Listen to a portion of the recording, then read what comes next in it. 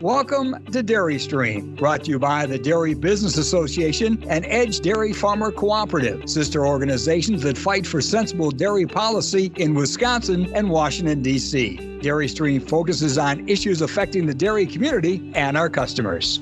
Hi, I'm your host, Mike Austin.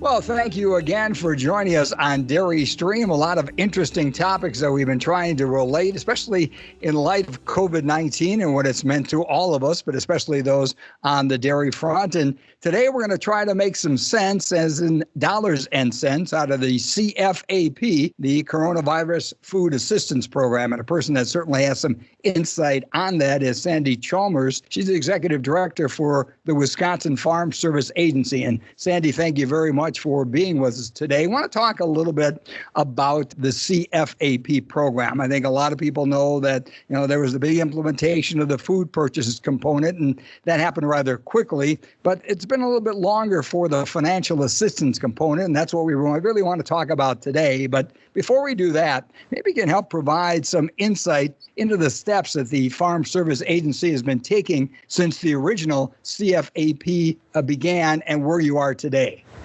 Sure, and nice to be with you, Mike. I appreciate the opportunity to speak directly to our dairy producers, because this program is going to provide some much-needed relief, I have to say, and I know they're looking forward to receiving the assistance. Well, you'll remember at the very end of March, Congress passed that $2 trillion assistance bill related to the impact of COVID across the country, and that contained some funding specifically for producers. And the Secretary announced a couple of weeks later the framework for the program. So when Congress passed the CARES Act, it gave USDA funding for a program, but didn't really provide a framework for the program or any specific statutory language is so typical in a farm bill, for example. So USDA really had to create a framework that worked across all the various commodities that have been impacted by COVID across the country and throughout ag sectors, and come up with a method that treated all those different commodities in an equitable way. And just looking at the list of crops and animals covered by the CFAP program, you have asparagus and tangerines and feeder calves and milk, and it's just a tremendous variety of crops and commodities that are covered by the Act. So it did take some time to put this together, and as you know, the program, the basic framework is the assistance is paid to producers of commodities who have suffered a 5% or greater price decline or had losses due to market supply chain disruptions or marketing costs due to surplus production and shipping disruptions. So it's basically that 5% or more impact. And we also look at the price loss from mid-January to mid-April. So that's the basic framework of the program. And for USDA to do price discovery on all those different commodities, that involves some number crunching. So in the end, it's taken a little more than 2 months from the president signing the bill to us rolling the program out. And when you look at the challenge, it's really a pretty amazing feat. I certainly can understand that. And, a lot of people look at policy and know that is created in Washington, but really the people that are involved in the implementation are your members at the state and local level. And I can imagine what it's been like. But can you kind of explain a little bit to us, what has been the training turnaround for you and your team in getting prepared for this? Well, we had the announcement by the Secretary, I believe, last week on Tuesday or Wednesday.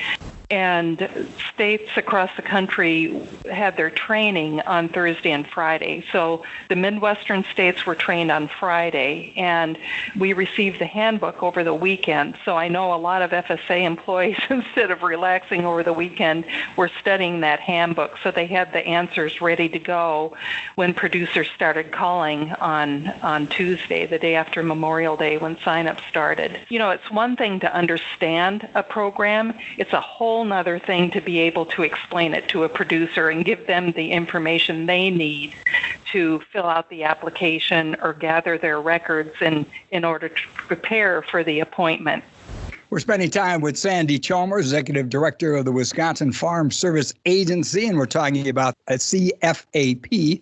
And I want to get more into the details of how this really impacts individual dairy farms. So I guess the most obvious question is, how is a dairy farm eligible for relief, and how will the relief be calculated? Well, dairy's a little bit unique because dairy producers will be able to earn a payment on their milk, on their grain, including corn silage, and on their sales of dairy animals. When they go into the beef market, they're eligible for a livestock payment.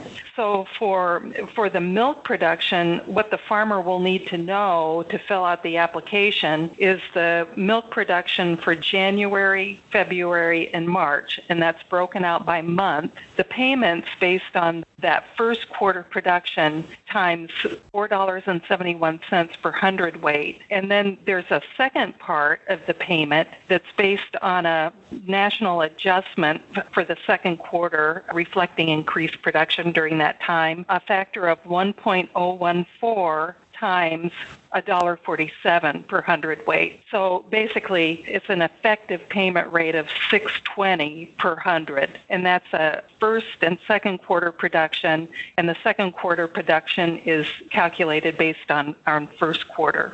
So dumped or disposed milk should be included in that total. And there's been some confusion about whether forward contracted milk is eligible for payment. Yes, it is. It absolutely is. And the non-specialty crops, corn, beans, oats, sorghum, all that is subject to, the payment is based only on the grain that's subject to price risk. That doesn't apply to milk. Milk is treated differently. So forward contracted milk is eligible. Milk that's covered by dairy margin coverage or dairy revenue protection is covered and eligible for payment. Thanks for those clarifications. I think of all the questions a lot of farmers have been asking, those are near the top of the list, so it's good to know what is included. Again, we are having conversations with Sandy Chalmers, Executive Director for Wisconsin's Farm Service Agency, and this is Dairy Stream. We have a few more questions before we take our break, but I do want to move a little bit away from milk itself to the livestock part of the business for producers. And really, when you talk about the different cattle categories within the livestock sections, which ones really are relevant for dairy farmers? There are two categories of livestock payments. One is total sales by species and class between January 15th and April 15th. And that's of the inventory that was owned as of January 15th. The second category is based on inventory. That doesn't apply to dairy because dairy producers receive a payment on their milk rather than on their herd. Right. So the applicable category for dairy is that sales category. And there we're looking at the classes are broke down for beef in terms of feeder cattle, less or more than 600 pounds, slaughter cattle, fed, slaughter cattle, mature, and all other cattle. So, for instance, dairy calves that are sold would fit into that applicable feeder cattle class, less or more than 600 pounds, and cull cows would count under mature cattle. If you sold breeding bulls, that would go under all other cattle. So that's really a benefit to the dairy industry, being paid on those dairy cattle. But I would say the easiest way to explain this and understand the difference is that once a dairy animal is sold into the beef market, they're eligible for that sales payment on beef.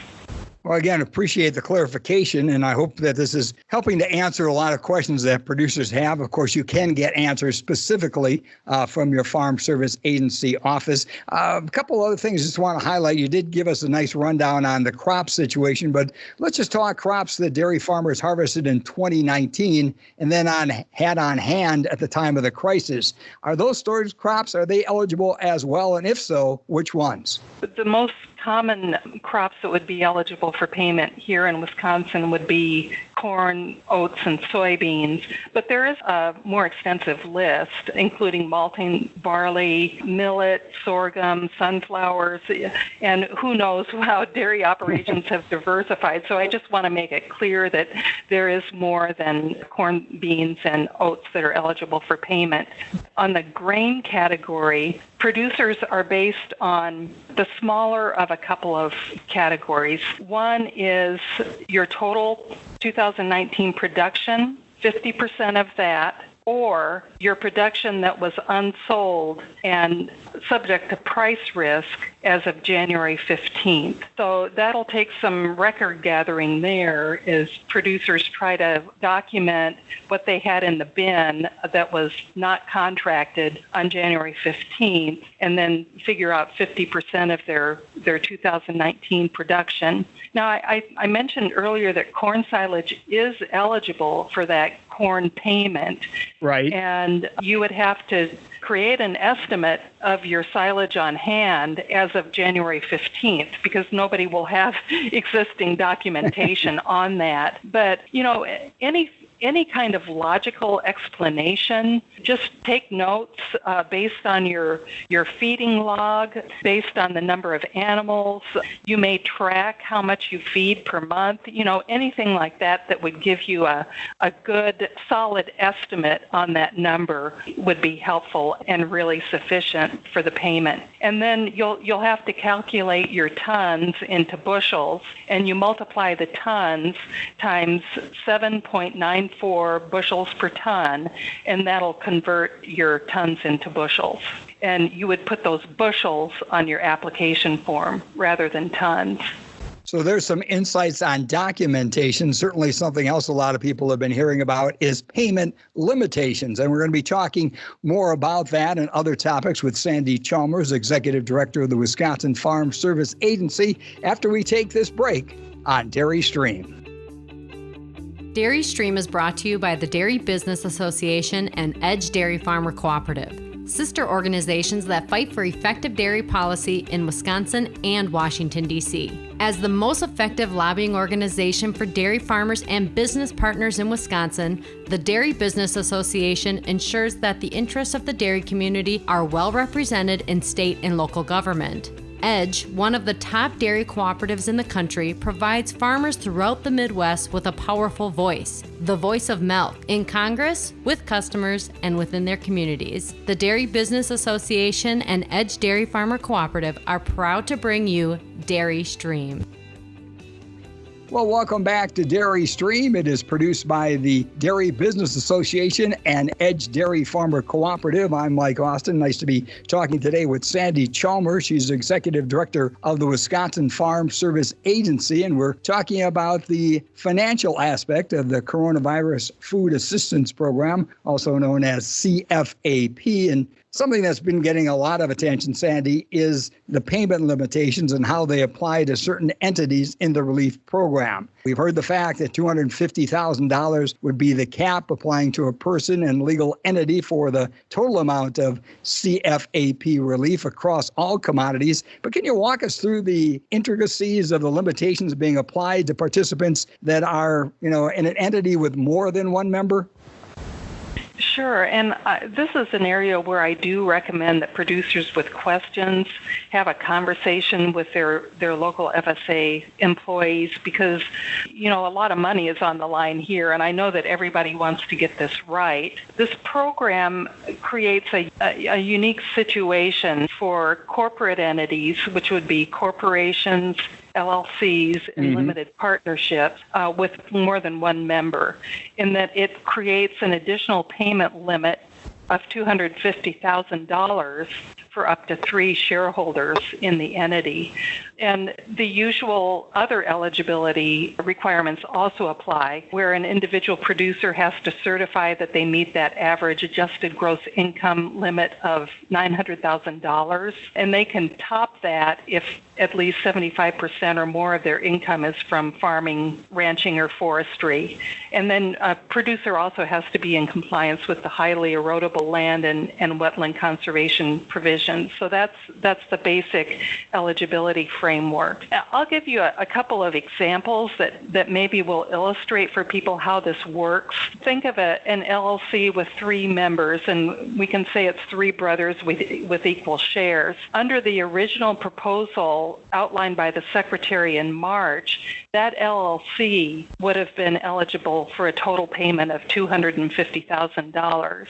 And we heard from members of Congress and from different industry groups that given the impact of COVID on markets and producers, that was just not enough. So the Secretary came up with this increased payment limit. So up to 3 shareholders in the LLC can receive a payment of $250,000, and it's capped at $750,000.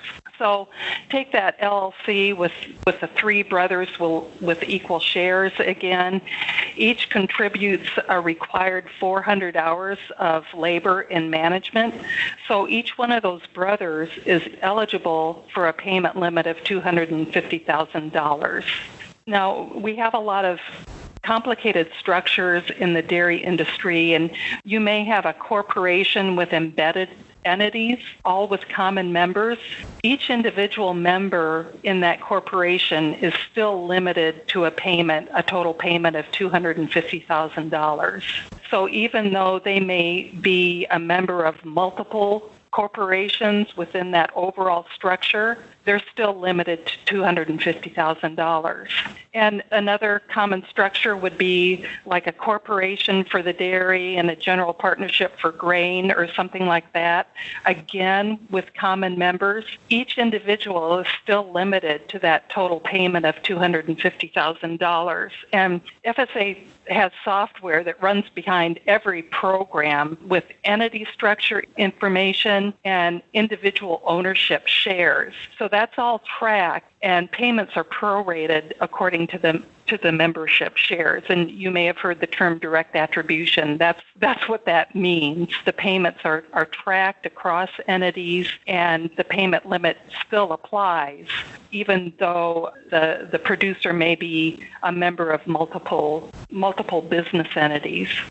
Certainly want to thank you for clarification. That's a lot of things to share and a lot of things to dissect and also to ingest for our producers while they're listening to this conversation. So I just want to pause for a second because there are so many different details and different ways that people can be affected. I mean, is this all available on a website, or are this the kind of things that'll be repeated when I'm talking to a member from the Farm Service Agency? If I don't remember all this or have questions, what do you feel is the best venue to take?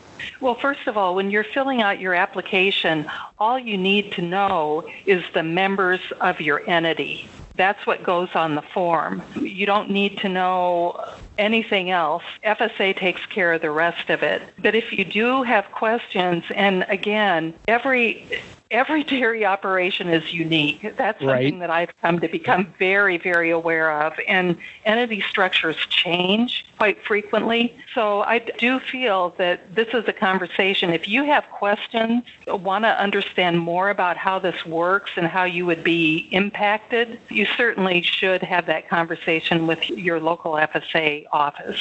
Sandy Chalmers, our guest, Executive Director of the Wisconsin Farm Service Agency, and you've done a good job of explaining and also simplified just what we have to do when it comes to that application. But can you kind of walk us through the steps farmers should be taking right now? probably the biggest amount of time here is going to be spent gathering the documentation. And this is a very unique situation due to COVID. We have FSA employees in our offices, but we aren't able to have face-to-face appointments with our producers yet. So understanding the critical nature of getting this assistance out to producers as quickly as possible, we have come up with a streamlined application process. So you do need to have documentation on hand, but you don't need to have an appointment and take that to the FSA office. The application is a self-certification, so you're basically certifying that everything you put on that application is correct. Now, types of documentation that we would expect that you would use in putting together your application would be things like your milk statements, sales receipts, deposit slips, harvesting records, any kind of breeding or feeding logs, your vet records, sales receipts, anything like that will be helpful in helping you fill out the application. There is an online tool at farmers.gov that kind of walks you through the application, and you work your way through. It looks like a workbook, and then you press a button, and it automatically fills out your application for you, and all you have to do is sign it and email it or mail it, drop it off with the FSA office. We are, of course, taking appointments, and you can meet by phone or converse through email. We even do virtual meetings if that works for you. But it really will shorten up the process if you have your information and records gathered and ready to go for that appointment. So we can sit down and enter your information into the software and not have a lot of lag time. Speaking of time, Sandy, what about kind of the timeline or timetable? What does that look like over the next few weeks in your helping farmers to sign up for payments? Of course, our phones are ringing off the hook, as you would expect, and a lot of our offices are booked out at least a couple of weeks for appointments already. And so this is a time where you could either gather your documents to prepare for an appointment, you could work your way through that online application tool and see whether you can get all the way through it without a lot of questions and just take care of it on your own. I will say that farmers have an opportunity to revise their applications, and I know there's a sense out there that people really need to rush to get their applications in quickly. And so, it's possible, for example, that a dairy producer sent an application in on the first day, not knowing that corn silage or dairy animals were eligible for payment. So there is an opportunity to revise. I don't want anyone to kind of panic over that. So if you're doing a revision, do you have to go through a whole new application, or how does that work? We are catching some of this as the applications come in, and we just return the application to the producer. But I would just notify the FSA office and let them know that you've become aware of additional information and you'd like to revise your application. And you can revise your application even though you've already received a payment. So that's important information to have.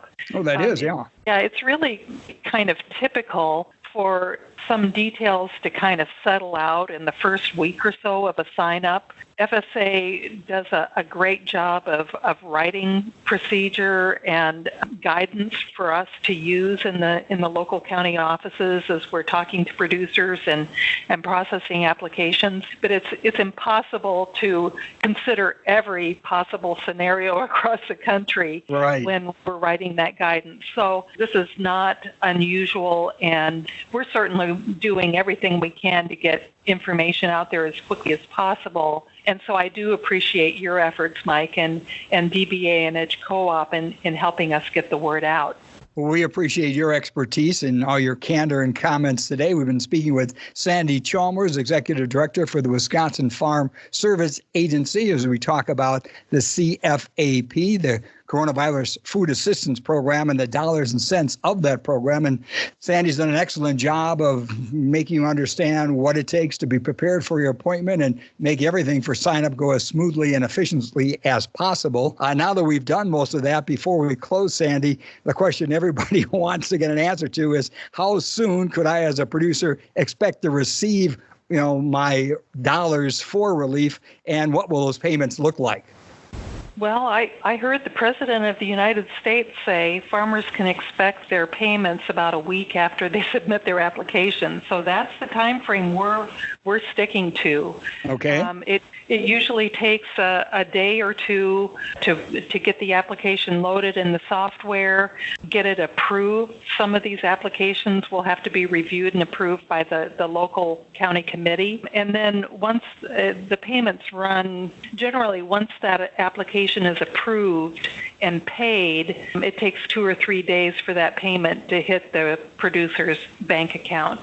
I haven't done a lot of calculating on what the payments will look like, but this program is obviously heavily weighted towards dairy and livestock producers as some of the first to be hit by that first wave of the impact on COVID on our market. So it will be very interesting to see how Wisconsin stacks up against other states when we look at total payments.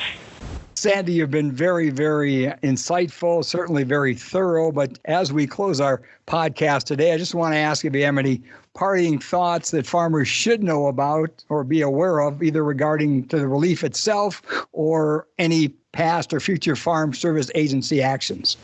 One thing I want our producers to know is that their initial payment will be 80% of the total payment, with the remainder becoming available when the Secretary is assured that there's enough money there so that everybody will get a payment. And it's a little bit unique for FSA because we have a fixed amount of money, and we've said many times it's a $16 billion pot of money, and that doesn't come close to covering the losses that producers have suffered as a result of COVID. Now, there is a real feeling out there amongst producers that if they don't get their applications in right away, they may miss out because there won't be enough money to go around, basically. But the payment structure was set with that in mind, so that everybody who applies will at least get that 80%, and then more will become available as we're assured that there's sufficient money available there to go around.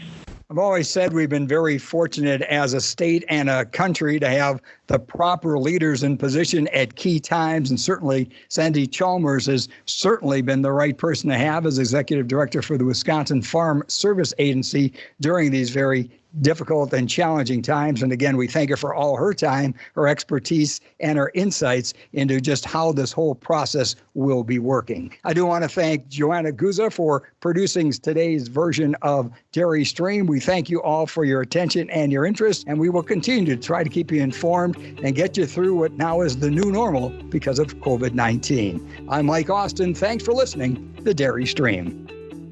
The Dairy Business Association and Edge Dairy Farmer Cooperative would like to thank you for listening to Dairy Stream. If you enjoyed listening to our podcast, please subscribe and rate Dairy Stream. We value your feedback. And if there's something you'd like to hear, just email us, podcast@dairyforward.com.